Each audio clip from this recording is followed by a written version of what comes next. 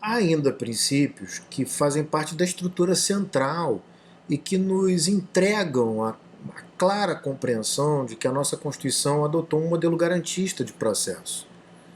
Há uma garantia de que ninguém será julgado senão por alguém que detenha poderes jurisdicionais. Né? E essa garantia de que será julgado por alguém que detenha poderes jurisdicionais está vinculada a uma ideia de jurisdição independente e imparcial sobre a qual eu já vou falar. Há ainda, além da garantia, além do princípio da presunção de inocência, da garantia da jurisdicionariedade, há também o princípio acusatório, basicamente, segundo o qual quem acusa não é a mesma pessoa que julga, e isso está plasmado no artigo 129, inciso 1 da Constituição, que atribui o poder privativo de formular acusação ao Ministério Público, o que outrora não acontecia. Né? Já foi possível no nosso ordenamento se iniciar um processo penal, de outras formas. Né? Não pelo Ministério Público ou pela vítima, mas também pelo próprio juiz ou pelo delegado de polícia. Hoje já não mais. O artigo 129, inciso 1, ele elimina essa possibilidade de forma definitiva.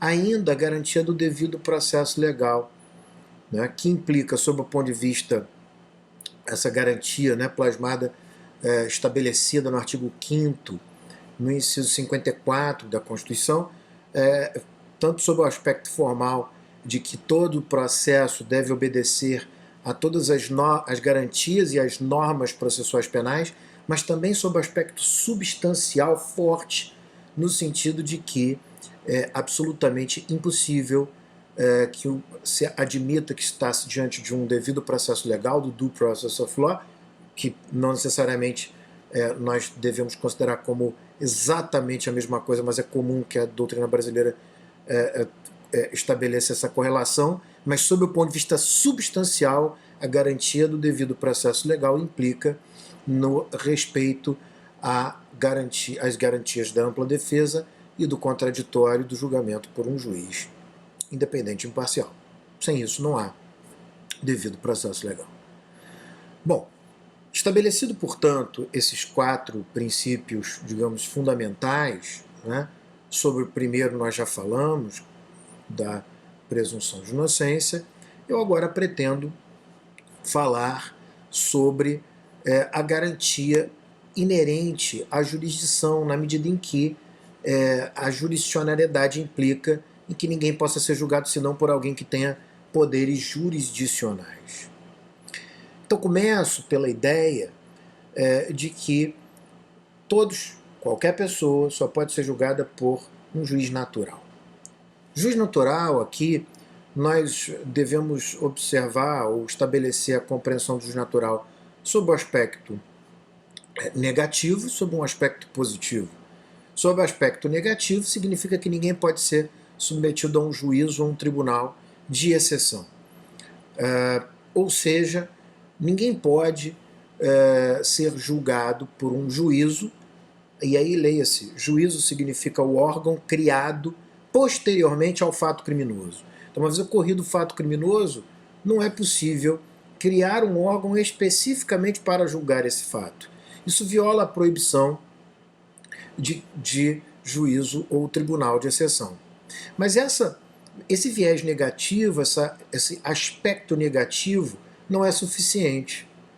É preciso ainda o aspecto positivo, no sentido de que todas as normas que estabelecem a distribuição da competência sejam anteriores ao próprio fato criminoso.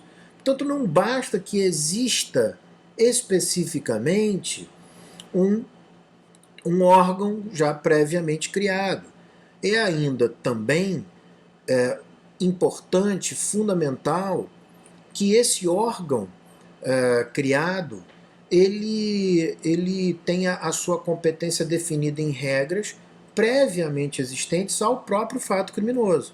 Não se pode distribuir, digamos, a jurisdição posteriormente à ocorrência do fato que será julgado, porque isso seria uma burla indireta ao aspecto negativo do juiz natural, no sentido de que não se pode constitui um órgão posterior ao fato criminoso. Ora, mesmo que não se constitua um órgão posterior ao fato criminoso, se distribui-se competência com regras posteriores ao fato criminoso, implica dizer que é possível dirigir, digamos assim, para um determinado órgão jurisdicional a competência para julgamento. E essa ingerência pessoal na distribuição do feito para julgamento pelo juiz A ou pelo juiz B é exatamente aquilo que se pretende impedir com a ideia do princípio, e eu prefiro chamar da garantia do juiz natural.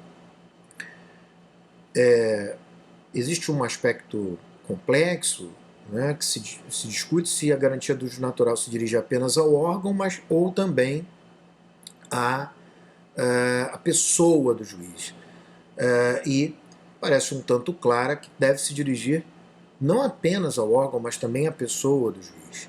Isso não significa dizer que um determinado juiz tem que ficar eternamente vinculado a um órgão específico, mas que até mesmo as regras para que um determinado juiz deixe aquele órgão, ou sim, né, seja o juiz que titulariza as funções de um determinado órgão, devem ser previamente conhecidas, sob pena de, mais uma vez, uma manipulação indireta.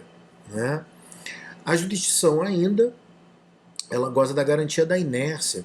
O juiz não pode tomar iniciativas. Isso está diretamente vinculado à ideia do princípio acusatório e, portanto, se extrai do artigo 129, inciso 1, que estabelece a iniciativa de ação penal privativamente ao Ministério Público, que significa que o juiz não pode tomar essas iniciativas.